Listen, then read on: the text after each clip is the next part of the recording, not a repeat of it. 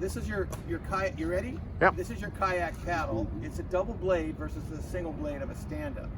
So the motion's going to be different with this. Instead of 3 strokes per side and then a switch, you're going to be sitting and you're going to be rotating like this. Okay. So it's a completely different range of motion.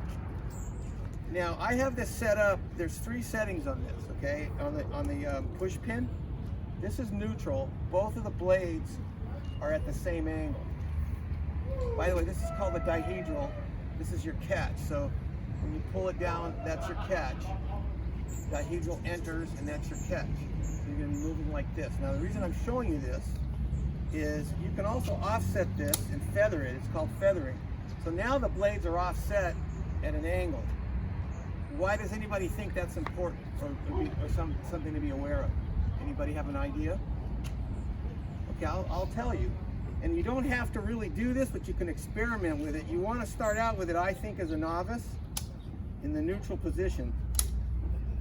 But you may find when you're twisting, it might be beneficial for your body, nature, to have it offset. But also, the reason we feather it, and again, you can feather it to the right or to the left, is when you pull down and you catch, this is now at a straight angle.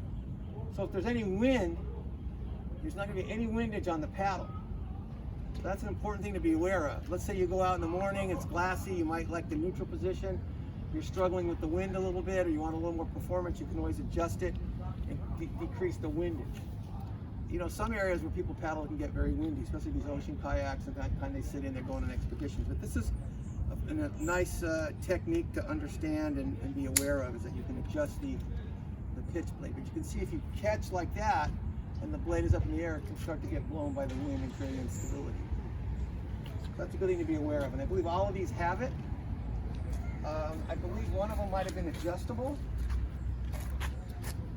but and that one actually might have been frozen. But generally these are a pretty good average length for most people.